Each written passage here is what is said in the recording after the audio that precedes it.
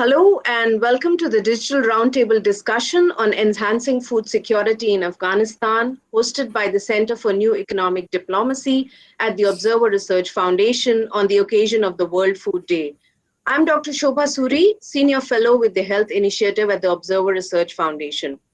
It gives me great pleasure to welcome you all to this roundtable discussion, and special thanks to our friends from Afghan to join us in such difficult times. When we talk of food security, I think the three important factors that come to our mind are availability, accessibility, and utilization. And stability and consistency of all these three factors are even more critical when we want to ensure food security.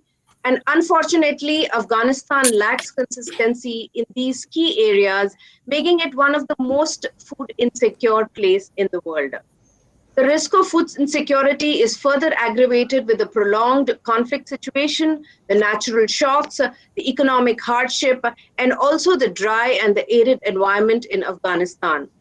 With about 14 million population identified as food insecure, including 500,000 who have been displaced by conflict, and about 35% of children under 5 years of age stunted, it's a cause of concern. A report in 2020 showed that around 29% of households were classified as having poor food consumption levels. With the ongoing pandemic, has further amplified the challenges of food insecurity, disrupting food systems and supply chains and magnifying the food wastage problem.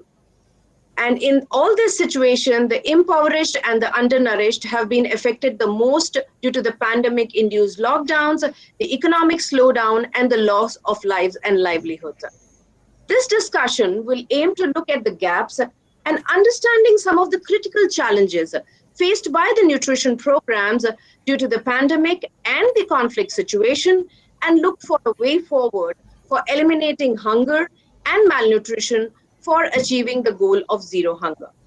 And also we have participants from the other countries who will help us understand from their country level experience the best practices and lessons learned that can be adapted and adopted to enhance food security.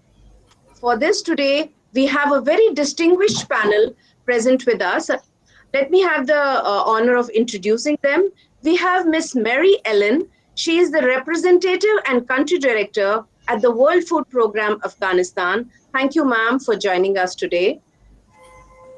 We have Dr. Humayun Ludin. He's a senior technical nutrition advisor at the MSH Afghanistan, and we have a very long association of working on child nutrition, particularly infant and young child feeding practices.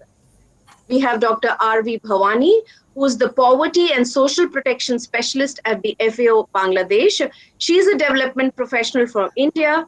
Food and nutrition security, livelihood security, and rural development are the focus areas of her work.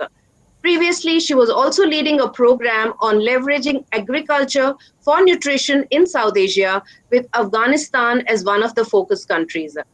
Last but not the least, Dr. Purnima Menon. She is a senior research fellow at the International Food Policy Research Institute. She is also the theme leader for South Asia nutrition programs in IFPRI's Poverty, Health and Nutrition Division, having an extensive research experience. Thank you, Dr. Purnima, for joining us despite your busy schedule and a high-level meeting. After this, I think we should begin with the opening remarks by all the panelists on the major theme, that is the food security and the pandemic amidst the conflict. As they rightly say, that it's a two-sided battlefront, not only for Afghanistan, but for the whole of South Asia, which has seen reversing trends in the decades of gain in poverty elevation. So I request you to keep your opening remarks brief to about 3 to 4 minutes. And to start with, not in any particular order, may I request Ms. Mary Ellen to go first. Ma'am, the floor is yours. Thank you very much, and delighted to be a part of this very important panel on a very important topic this afternoon. You know,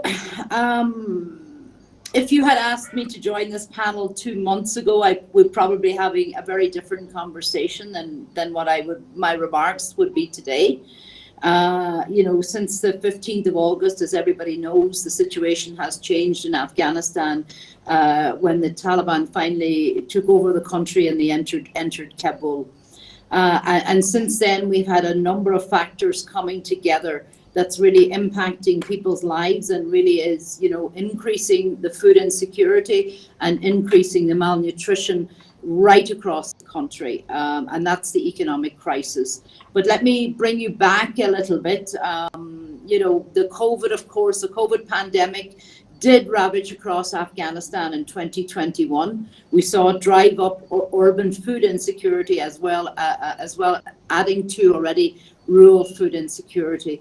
However, in 2021, the drivers have very much switched back to climatic shock pressures. I mean, it's a second drought in as little as 4 years, an incredibly severe drought. I mean, we think a wheat deficit of 2.5 million tons. It's one of the driest years in 30 years.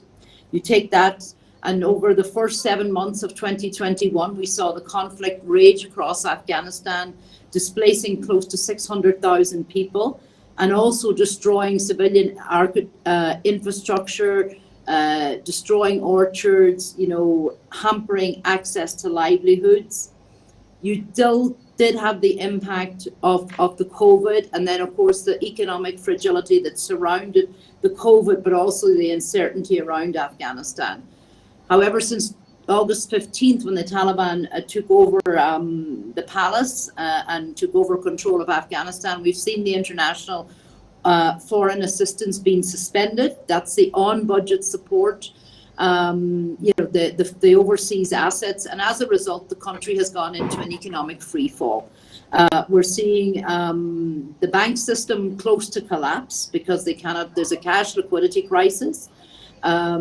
Livelihood opportunities are disappearing at an incredible pace. We have, on top of the drought, food and fuel prices are going up at unprecedented levels, and we're approaching winter.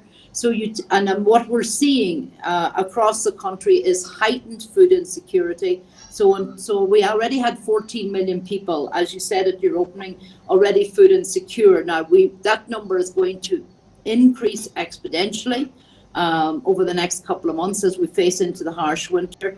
And over half the country's under 5 children malnourished, and we expect that number also to increase. I mean, I have been out around the country with UNICEF, and we're already seeing very much the evidence of how the situation is deteriorating.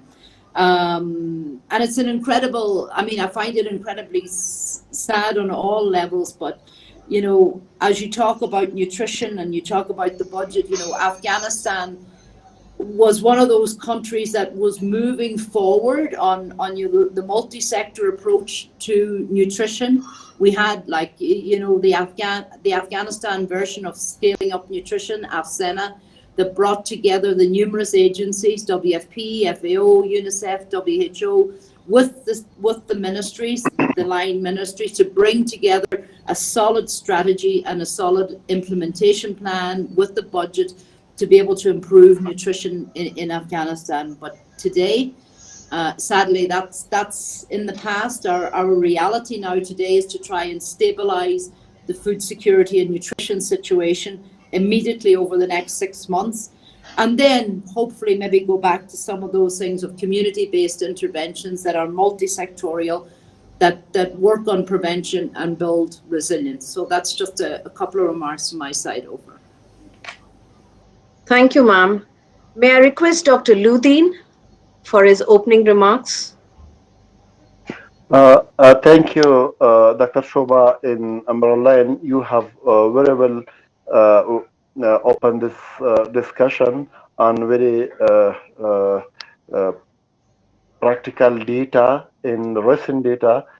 Unfortunately, there is widespread concern within Afghanistan that food insecurity is increasing, and this is not the new situation, but the current change added more data on food insecurity.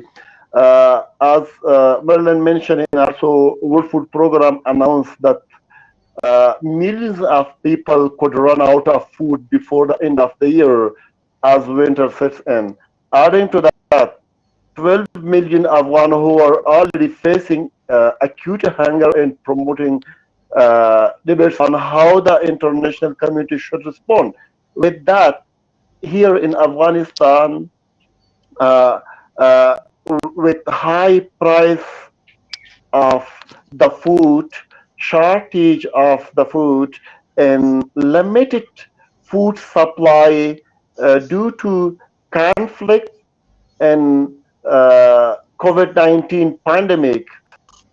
Meanwhile, there was shortage of wages and limitation of the income generation among the population, which they face with a lot of the financial conflicts. Since last year that we have calculated and we have collected the data, almost 2 million mothers receive infant and young child feeding. While looking to the acute malnutrition rate, it is increased since 2019. After 2020 and recently, looking to the situation, it was 600,000 that we have calculated as a caseload, but recently it is almost 1 million. But with current situation which is started in our country, with loss of workload and loss of all those income, it may increase the malnutrition rate, and it will be double looking to the last year. With that, while we had Afghanistan household survey that also shows that 41% of mothers initiated early breastfeeding, while that was 71% before that. And also, 43% mothers exclusively breastfeed their children, which was 58% in 2013, as per finding of National Nutrition Survey.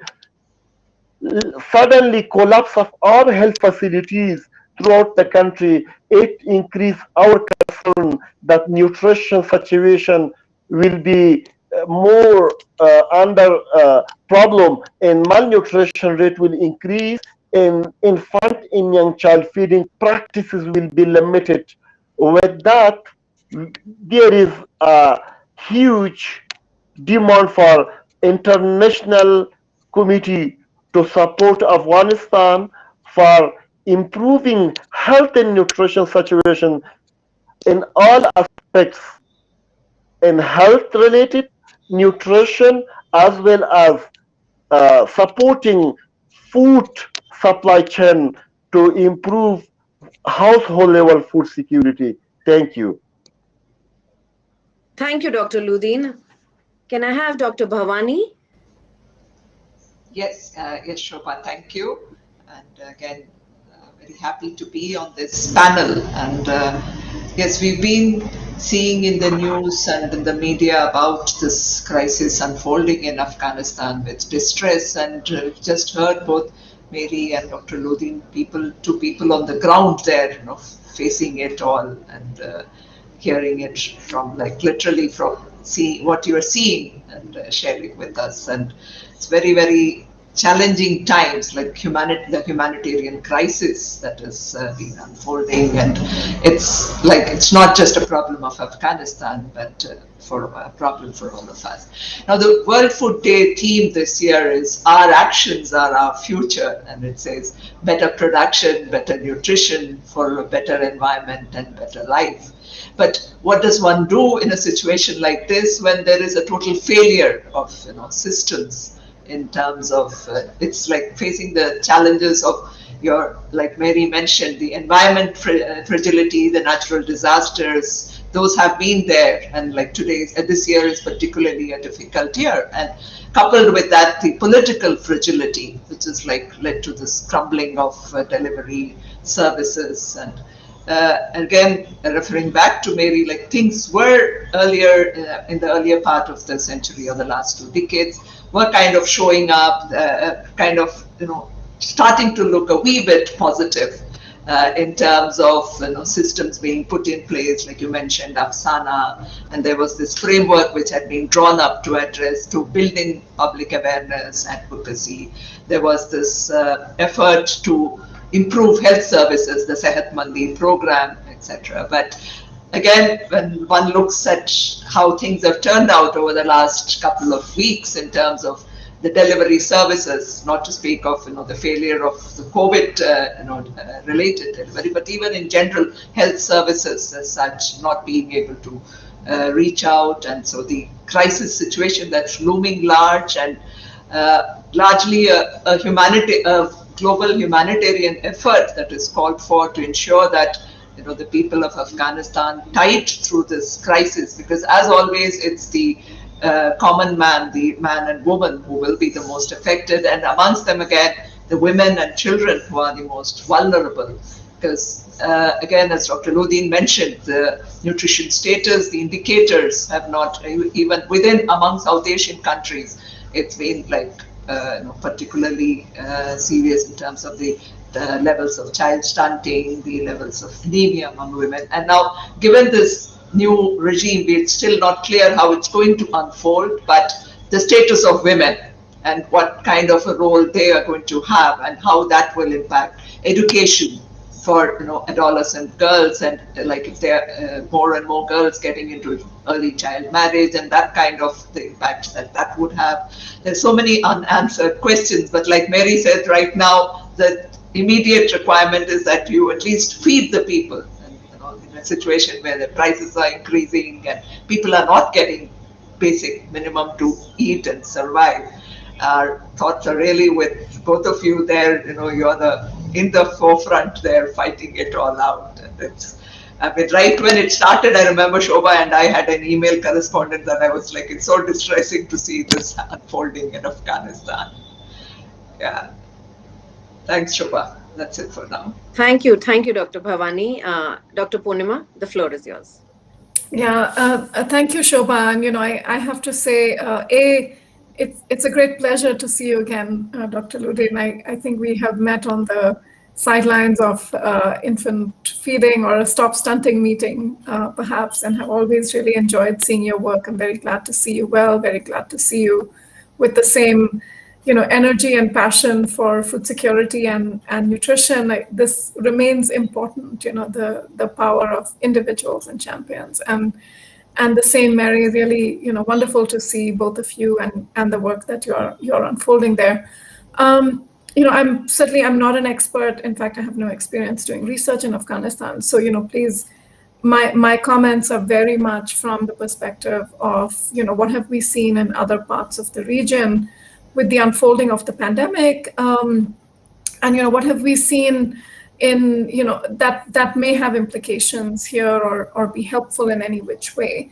And I guess I want to maybe park my remarks here around two different things. One is the importance of recognizing that a response is needed in a difficult context, and of trying to put politics aside and get the job done to take care of human beings. I think, and that message I think is primarily for the global community, for the humanitarian community, for people contributing to supporting programs and actions in the country. This protecting food security, protecting health services has to be for the people, regardless of what the politics is.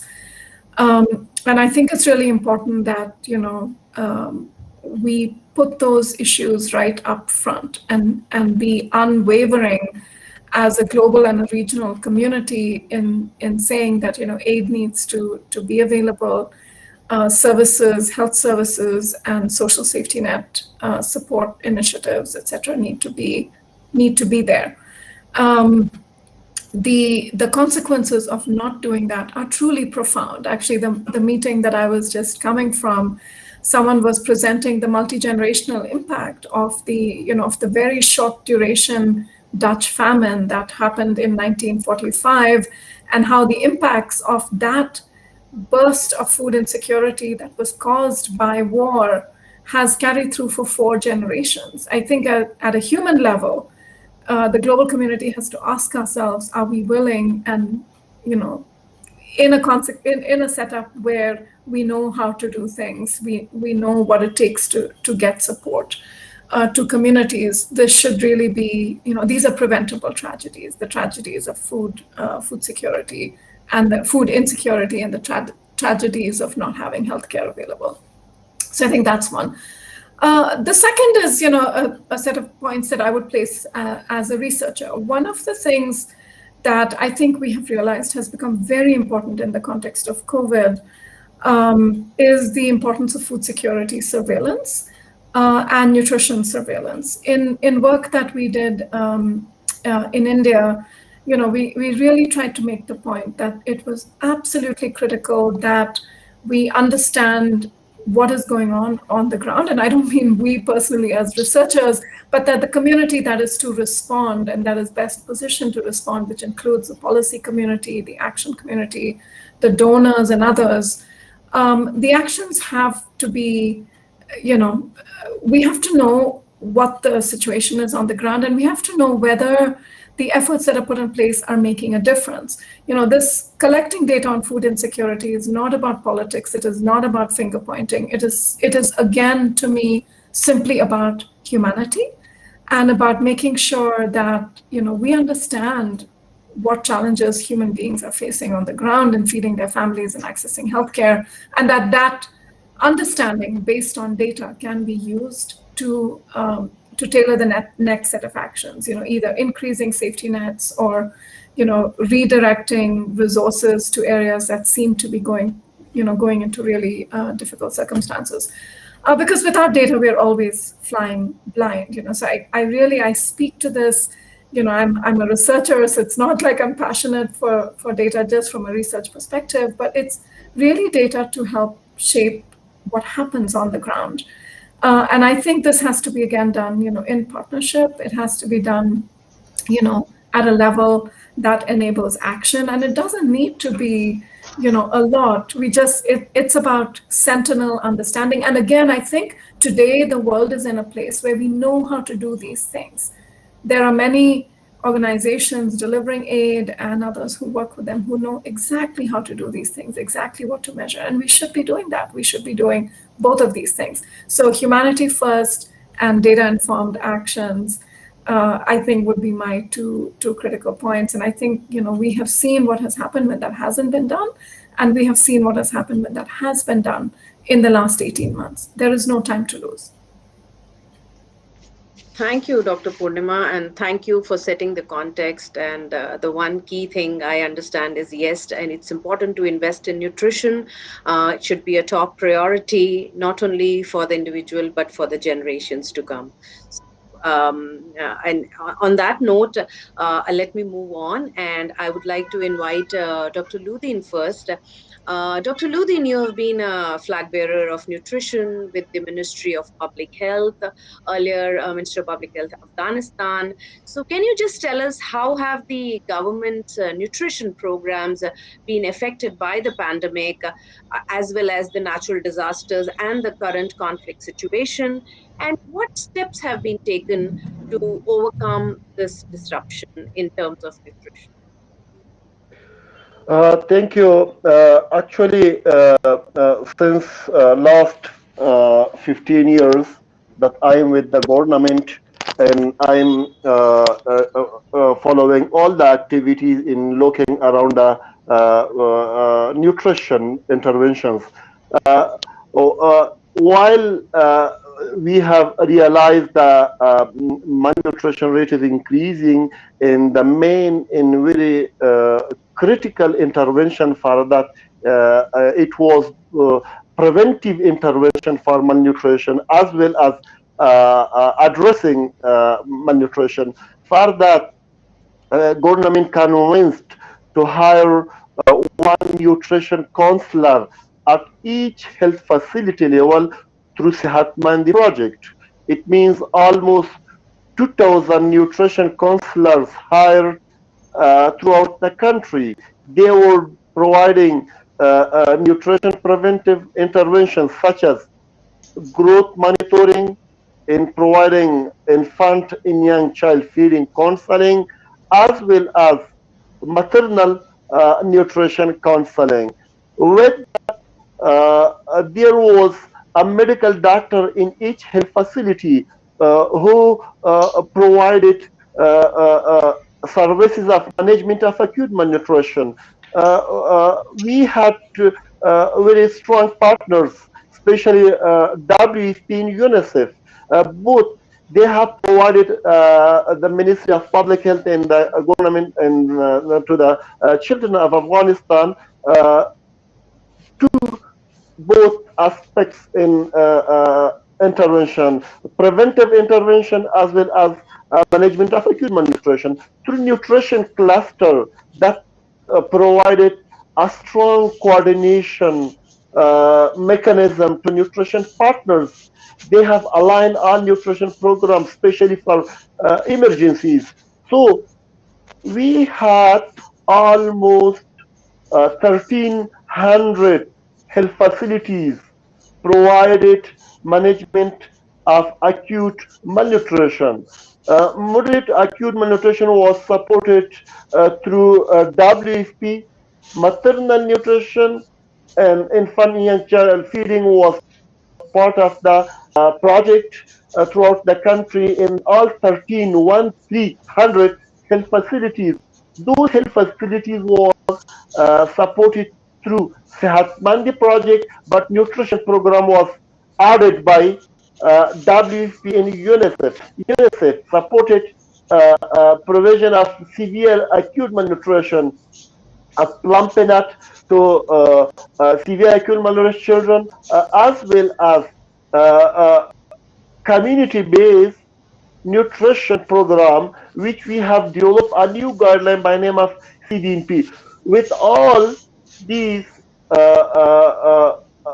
progress, while pandemic occurred, there was limited access or limited clients at health facility level.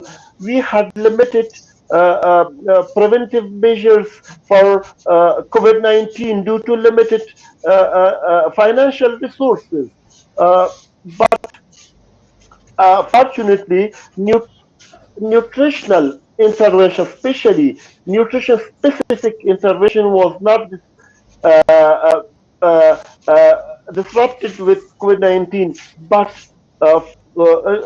nutrition-sensitive interventions, especially food security interventions, affected by COVID-19 through three main dimensions. First, there was economical crisis, shortage of food at market level, food supply chain become limited, and most of people, they have lost their jobs, and that affected the their purchasing power to their families.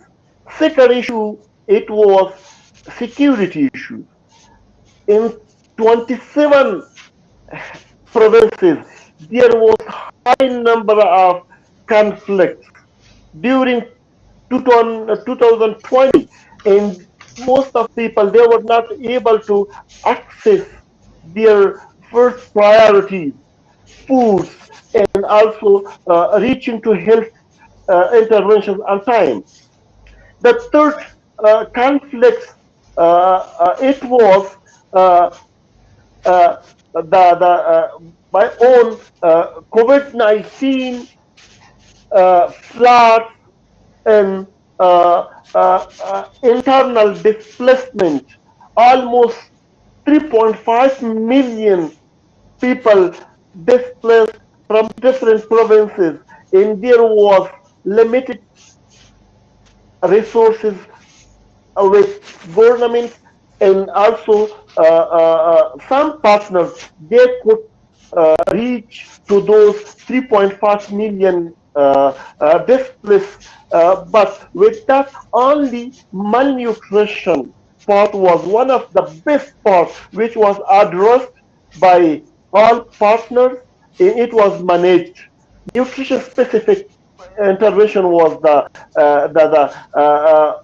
one of the parts which was not affected largely, but nutrition sensitive, as I mentioned, it was affected largely. In it will give us worsen situation as we have new data. Thank you. Over. Thank you, Dr. Ludin, for highlighting the efforts by the government of Afghanistan as well as the other key stakeholders in overcoming the crisis. And now, may I request Ms. Mary to tell us that we know that the pandemic has left the countries in an economic turmoil.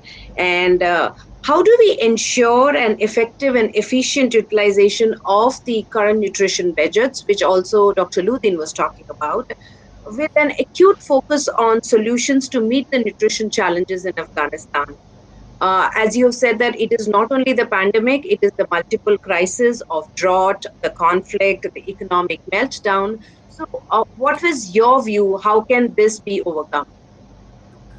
Yeah, we have an incredible challenge ahead, and as I said, it's extremely countries in a very difficult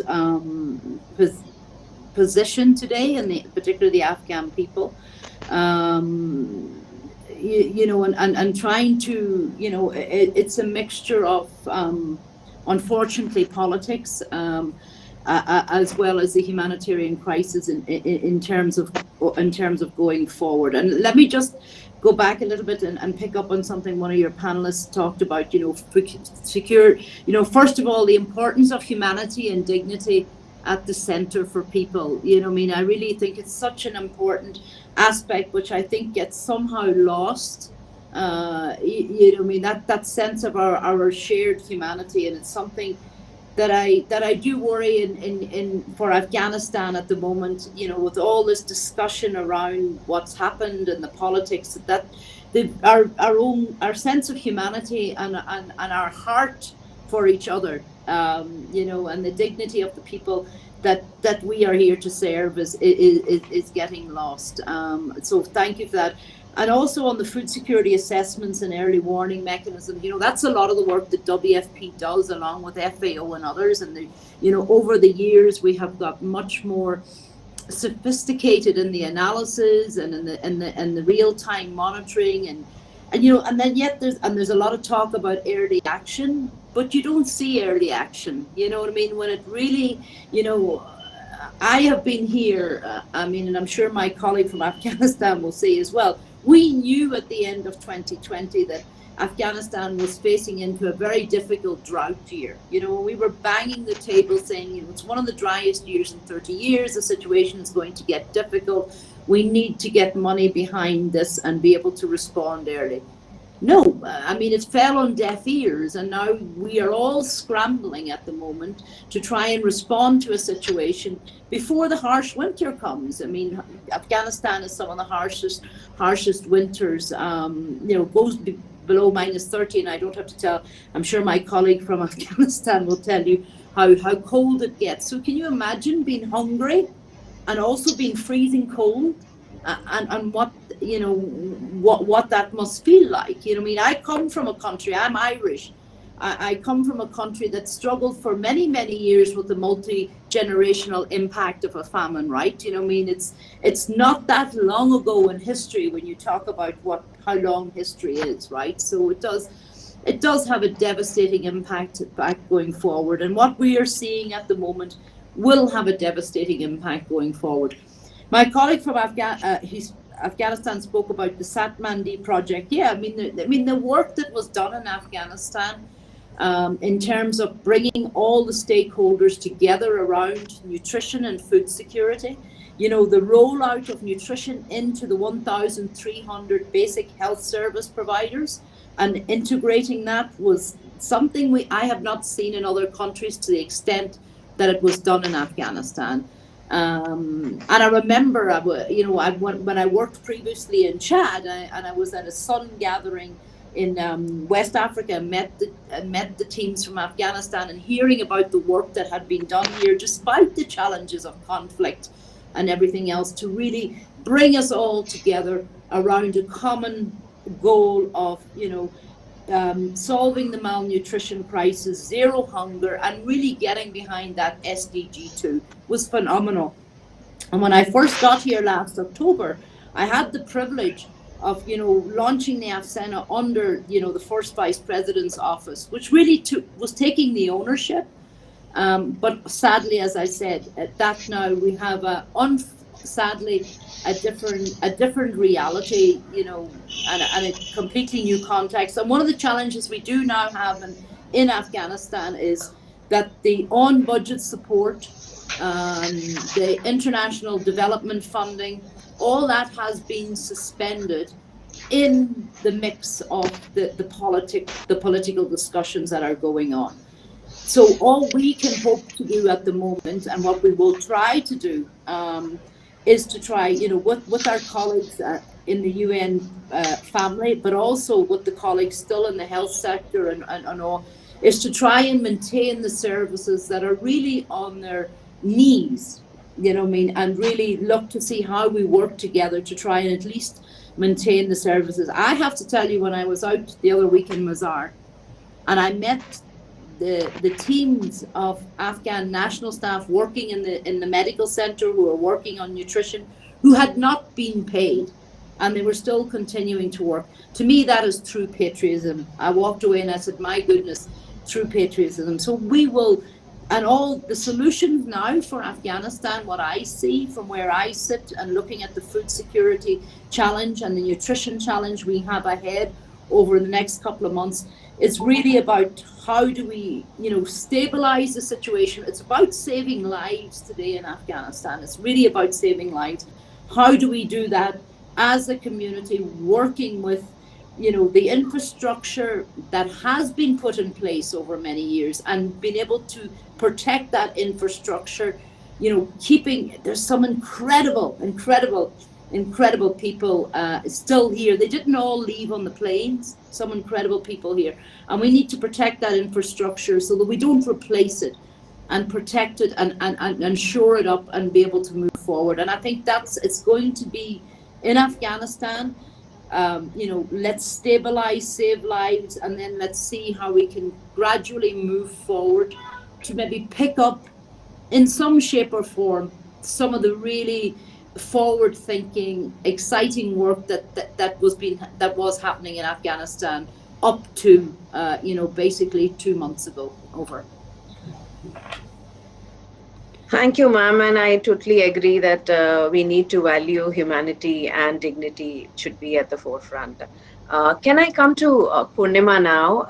Purnima, what solutions you think would work during the pandemic with your experience of working in the region?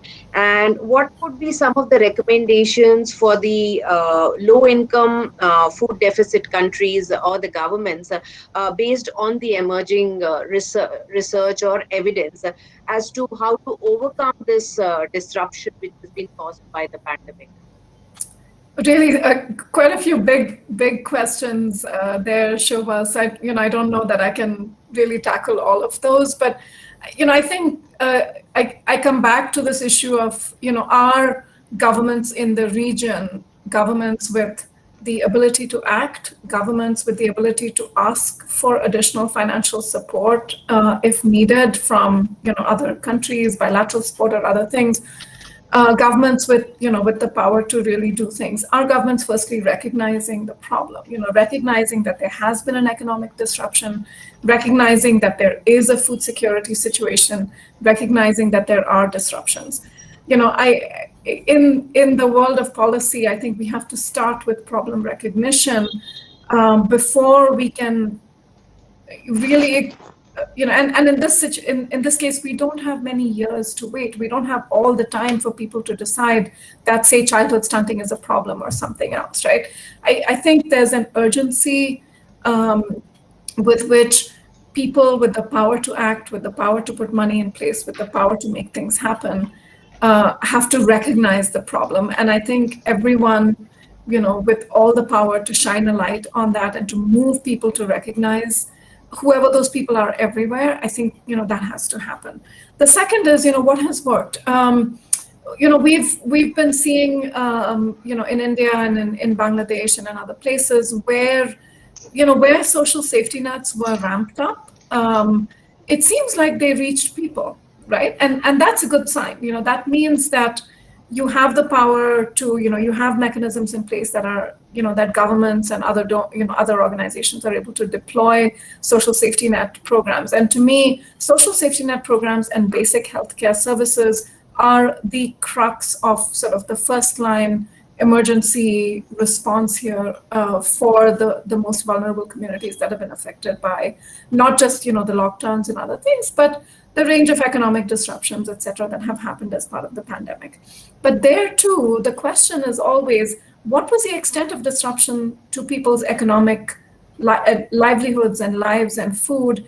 And are the social safety nets meeting those gaps? I think those analyses and those conversations have not fully happened. So what you're likely seeing, and what we've seen in India, Jean Drèze did a wonderful summary of all the work that had been done in India. There was a lot of internal migration, people moving back. There was economic disruption.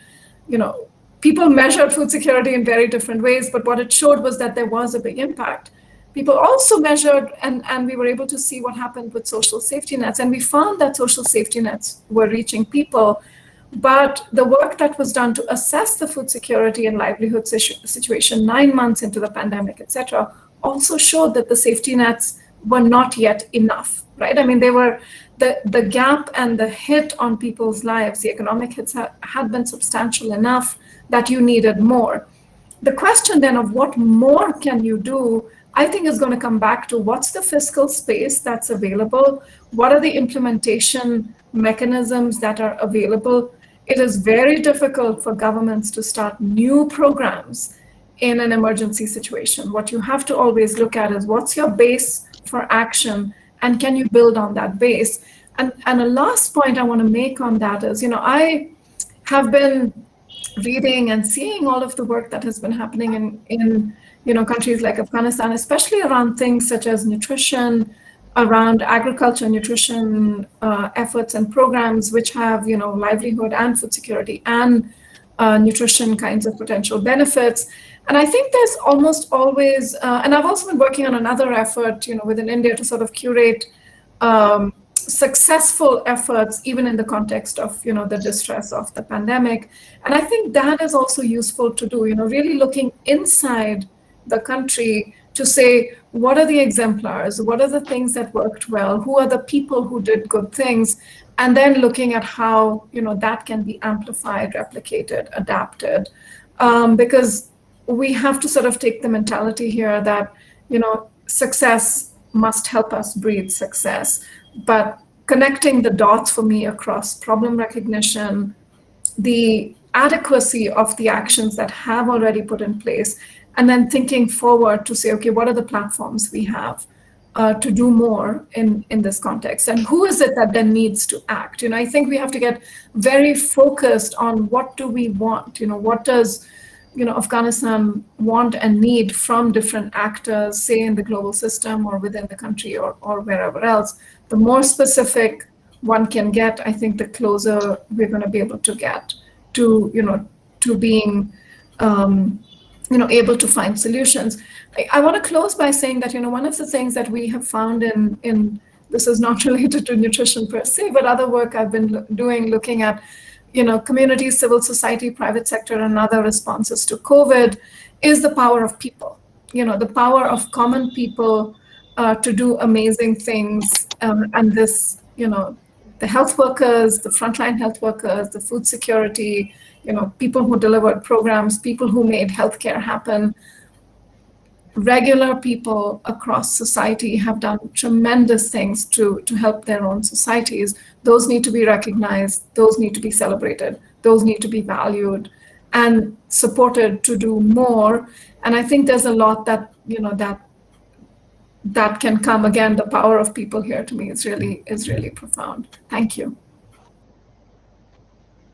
Thank you, Purnima. And yes, as you said, the key is to recognize the problem and also look at what works and what has been successful, what could be replicated, what could be scalable. So I think we need to connect the dots. You're very right there.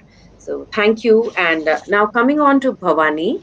Bhavani, with your experience of the project you were working with also working with Afghanistan, and now you with Bangladesh, and your experience of India, what are some of the good practices and innovations which you think have worked in bettering the nutrition outcomes in the country you worked, and what responses could be adapted or adopted to work on the gap of the increasing malnutrition among children? Thank you again, Shobha. I think I'll begin by saying that the crisis that has unfolded couldn't have happened at a worse time, in the midst of the pandemic. I mean, the situation was already very fragile in Afghanistan. And like even before the August crisis, the last IPC cluster analysis, food security cluster analysis, had already forecast that the coming quarter, which is an October to December quarter, would be particularly see an aggravated situation of food insecurity in the country, and with the severe winter also forecast, and now there is this further crisis following the political instability. And in all situations, I think the lack of governance systems and political instability is a major reason which which really affects the delivery of services across the board, and that becomes a very crucial issue. So coming back to what you've mentioned about my work under the Leveraging Agriculture for Nutrition in South Asia research program, where Afghanistan was one of the focus countries. And I also had the opportunity to visit there in 2015-16 and interact with people in the government and with civil society actors. We undertook some studies as well, looking at the linkages of agriculture and nutrition, and in collaboration with some of the organizations that work on the ground there.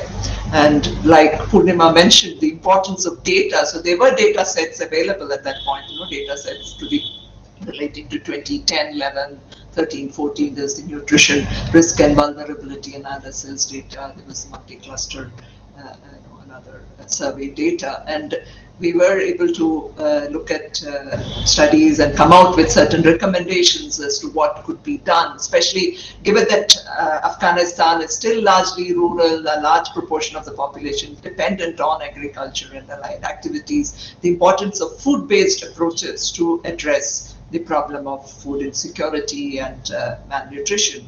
So essentially, in terms of, again, what came out, some of the, one study came out with the evidence that where populations having livestock ownership, anemia levels were lower in such households, because there was also own consumption of meat from in the livestock owning households, and there was this direct correlation with positive correlation with having lower levels of anemia. Again, the importance of the market, because although diets, again, like in large parts of South Asia, continue to be cereal dominated in Afghanistan as well.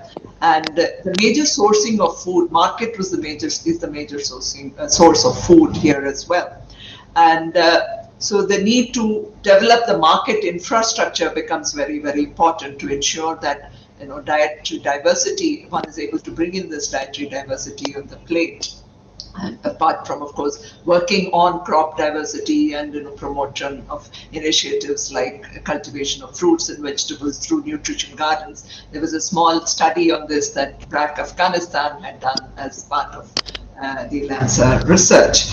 And as well as there was another study based on qualitative assessment on the dairy value chain. So there again, a lot of potential for where women are involved in the dairy sector, and so the potential to develop the dairy value chain as a source of nutrition. But so there are a lot of insights available in terms of how agriculture could be leveraged for addressing the problem of food insecurity and nutrition. And the government of India has also been very actively engaged with, Afghanistan government. We helped establish the Afghanistan National Science and Agriculture University, ANASTO in Kandahar. And there have been students from and faculty members from Kandahar come to every year to the Indian Agriculture Research Institute, pursuing their master's program. We helped establish a genetic garden of nutritionally rich plants in Kandahar. To that again with the idea that you should conserve your local biodiversity and have this promote nutrition through your own through the food-based approaches. But then coming back to the current situation and where we are, like Dr. Lodin said, it's like right now it is the immediate need is the therapeutic, the nutrition specific, to address the immediate crisis of food, severe malnutrition, severe and acute malnutrition.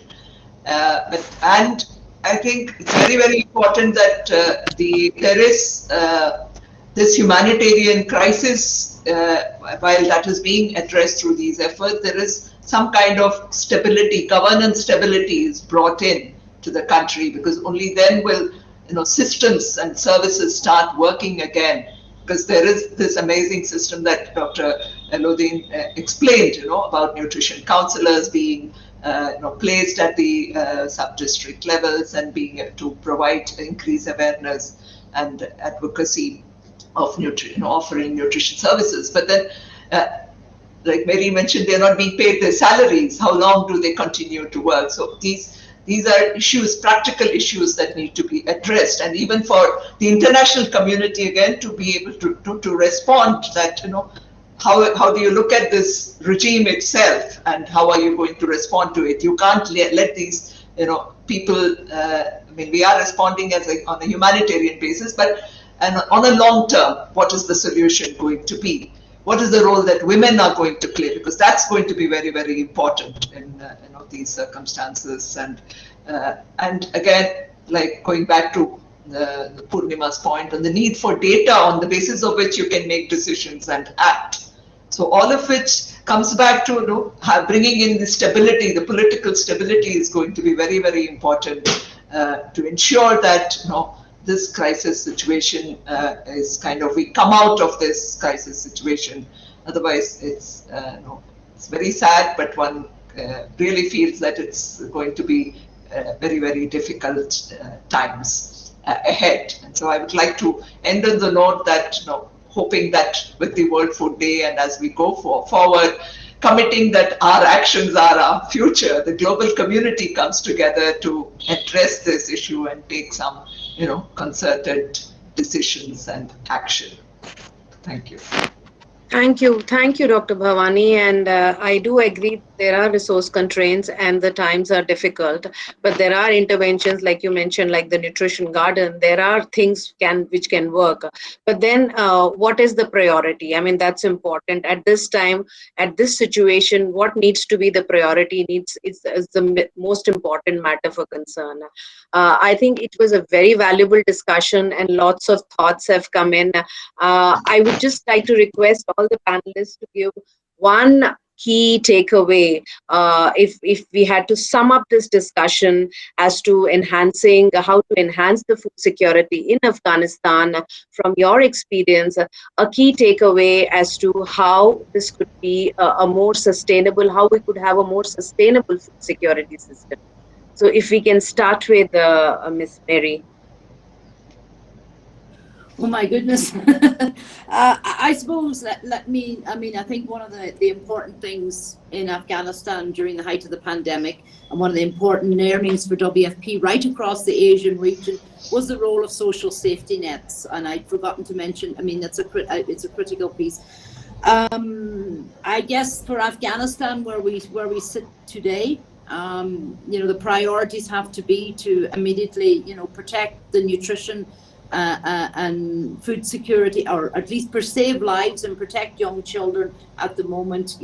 That's an immediate priority, and then look to see how we can protect these solutions and innovations that were already put in place for nutrition and for agriculture right across the country. So, it's going to be a phased because of the governance issues that we are faced with. And it's really, and how do we move that conversation on governance along that gets us to the right place? When you talk about, food security, nutrition, health, the role of women, the role of girls, it's all a tapestry and an interlinked tapestry of very important issues, and I do hope, I don't have a crystal ball, unfortunately, to see where we will be in 6 months, but all I hope for the people of Afghanistan today, I have a couple of hopes for them.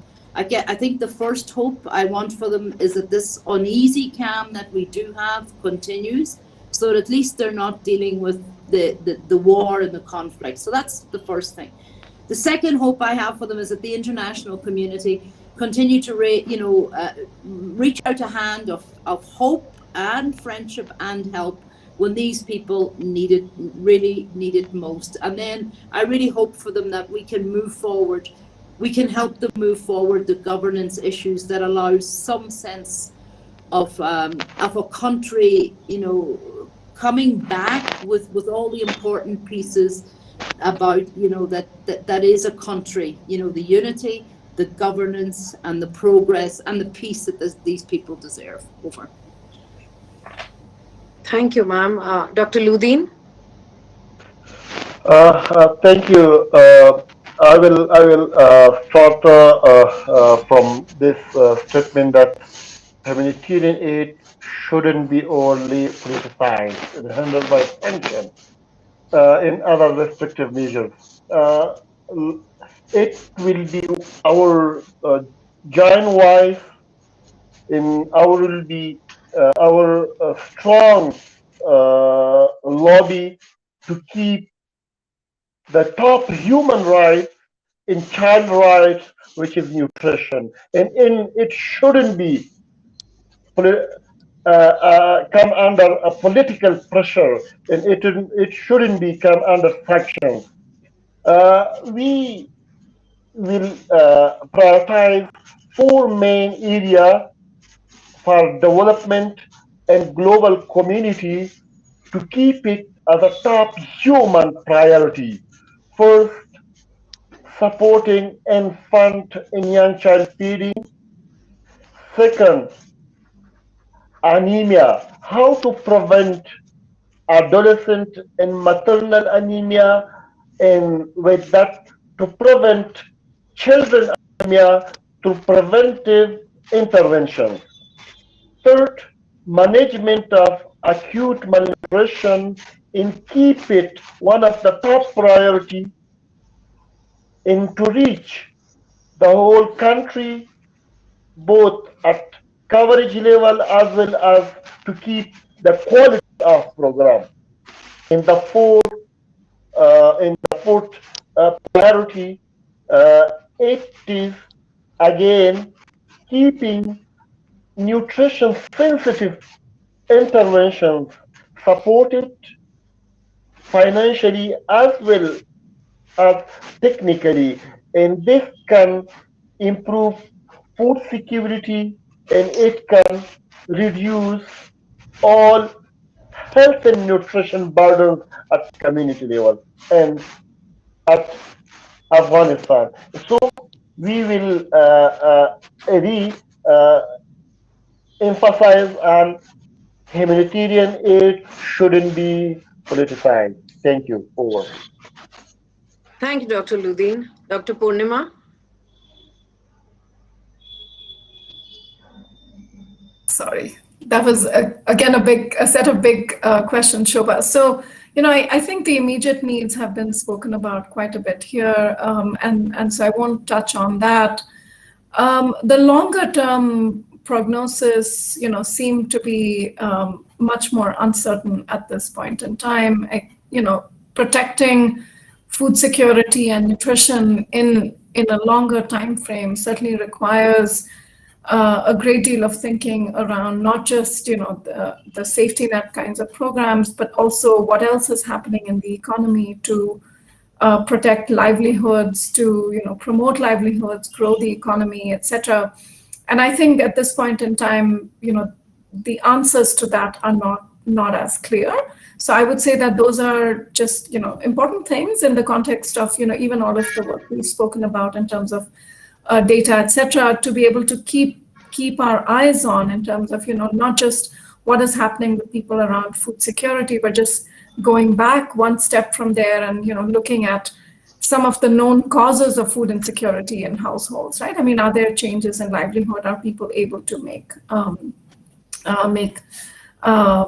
incomes come together and other such things? And addressing those causes of food insecurity require a different set of actions. They are not just about, although certain forms of social assistance also have, spill-off and a spillover and sort of spin-off benefits in terms of,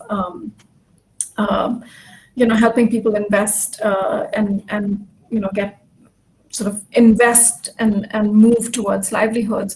So I think that's going to be useful to also look at and keep our eyes on. I don't think one has, solutions to offer other than to say that it's quite important that even when we think about food security and nutrition, that we don't just think about the things we know how to do, say as a nutrition or a food security community, which is, deliver safety net programs and support smaller scale agriculture or, deliver nutrition programs, but to really, step back and take a view at what's happening around economies and livelihoods in the longer time frame, and also what's happening for both genders. I think we have seen in the region that when economic growth happens without the inclusion of women, that there are consequences that are not positive. We've certainly seen in India, a lot of women have dropped out of the economy. This is not positive for society, for example. So I think there's quite a few things to keep one's eyes on,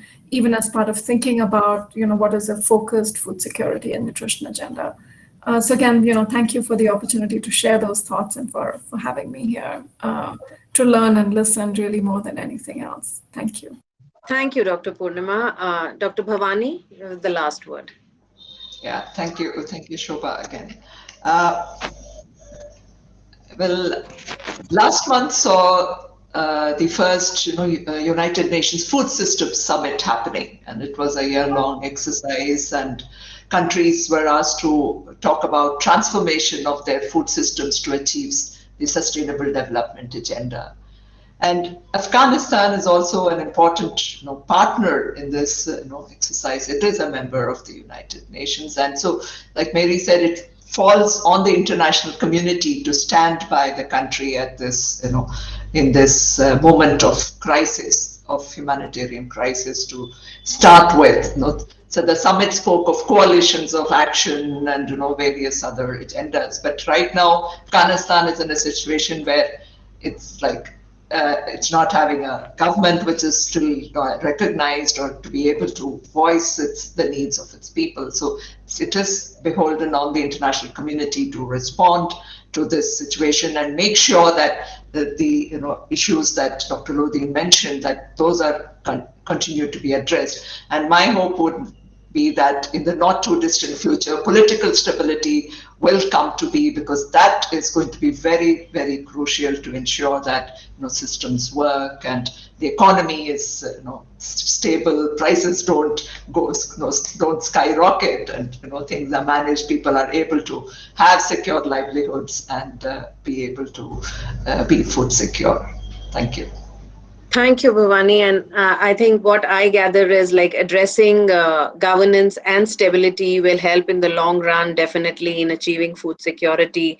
And also investing in nutrition will have a critical impact on the productivity of our population as well as the future. But then we have to keep the current situation in mind and look for solutions which would work.